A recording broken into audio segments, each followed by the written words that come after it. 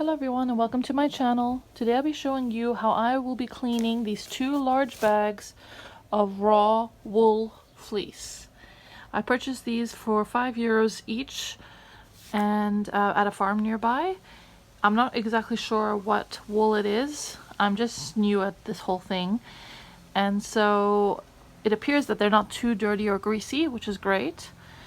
But I will still be cleaning it and I'll be showing you how I do that.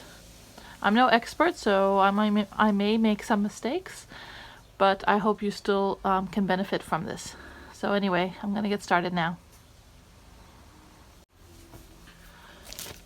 This is what the fleece looks like.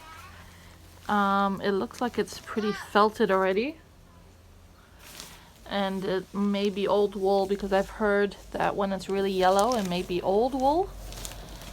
And so yeah, I'll just be doing a small section at a time, and I'll be using my basket here and my bath. So let's see how it goes. My intended use for this wool is to use it as stuffings for toys or pillows and things like that. So I guess the fact that it's felted and there's a lot of, I think they're called nips or something. There's a lot of chunks and things like that. I think that's probably a good thing for filling of toys, but probably not a good thing if you were going to make yarn with it. There's also a lot of like hairs and things, which I'm not sure if that's normal. But either way, I'm going to just clean it, and I think that should be fine to use as toy stuffings. So I'm just grabbing this big chunk, this big piece, and I'm gonna just kind of spread it in the basket here. My 8-year-old son is helping me film, and I heard that you don't want to fill it up too much, so I'm just gonna do, I think that's probably enough, maybe a little bit more. There, so that's as much I'm gonna do. And now I'm gonna take you to the bathroom. Okay, so the bath has about, I would say, 10 centimeters of water, and I'm just gonna add some dish soap. And then I'm gonna just agitate the soap a bit and add the wool. So here I added some more wool to the bath, and now I'm just going to push it under the water. Try not to agitate it too much. It's been soaking for about 10 minutes now, and I was thinking, I'm not sure if the water was hot enough, so I'm gonna do one more soak. Now I'm just going to move the soaked wool back into this basket down here, and then I'll do another rinse.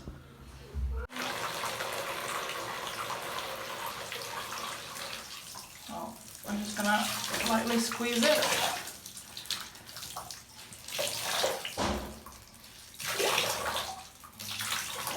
And then gently put it in the basket. Yes, good job. Right. As you can see, the water is pretty dirty and definitely very yellow. So I'm going to do one more clean, and that'll be it. And then I'll just do a soak. I realized that it's a better idea to leave the wool in the basket, because then you don't have to struggle to get every small little tiny piece that's left over. And then when you open the drain, you're gonna have to unclog your drain if you don't manage to find all the small pieces. So yeah, lesson learned. I will be leaving the wool in the basket as I clean it. So I just filled up this plastic container. Instead of filling up the whole bath, I'll be just putting the yellow basket directly into there. And my son went a bit overboard with the soap here, and so yeah, I don't know if that's good or not, but either way. Anyway, here we go. Oh, it's not fitting. Let me see. Nope, I need more water in this. Okay. So I've decided to leave the basket in there and to fill it up on the side with the shower hose until I can see that it's submerged. Okay, so the water finally came up to the level of soaking it. So I decided to let this soak for 5 minutes, and then I'll take the yellow basket off and add some new wool into the green plastic container, because the water should still be relatively hot to do the first wash of some more wool. I wasn't planning on doing any more than this today, but I guess just in order to not waste water, I will. Okay, so I just emptied the water of the first batch second cleaning into the first cleaning of the second batch. Did that make any sense? So this is the second batch cleaning for the first time, whereas this is the first batch that was cleaned with soap for the second time.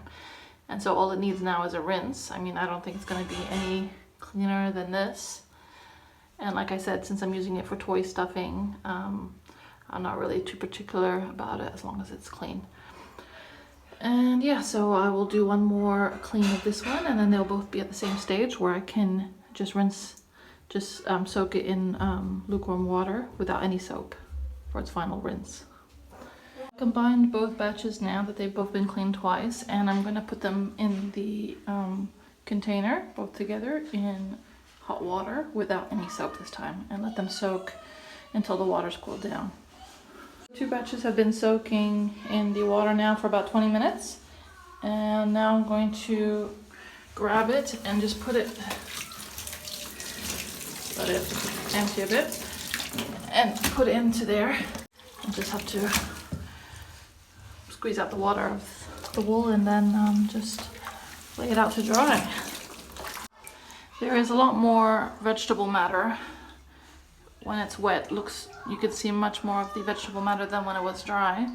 And so when it does dry, I'm going to have to sift through and try and get as much vegetable matter as I can out. So here I have a what's it called, drying rack, and I put a polyester curtain on top so that all the small pieces of wool don't fall. And this is where I'm going to be drying my wool in the sun.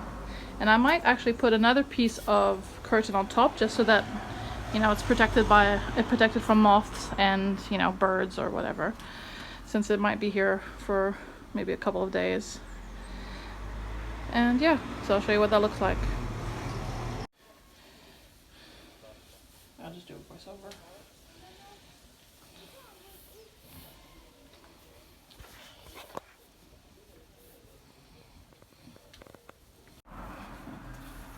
Can't really see them.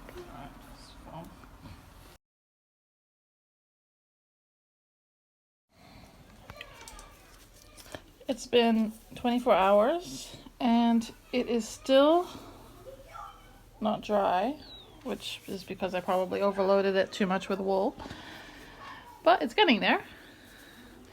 And I just added some pegs here just in case the wind, wait, I'm trying to find the right one. In case the wind blows off the top of the curtain.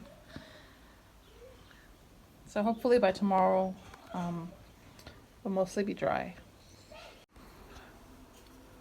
So it's day 3 now and it's finally dry. And I just want to show you that there are some hairs and there's not that much vegetable matter, but you know, there are some stuff in here, a little bit, tiny little flecks. The main thing is these random, like, really thick hairs, almost like as hard as wire. So I'm just going to take the hairs out and any vegetable matter that I can, and that's basically it.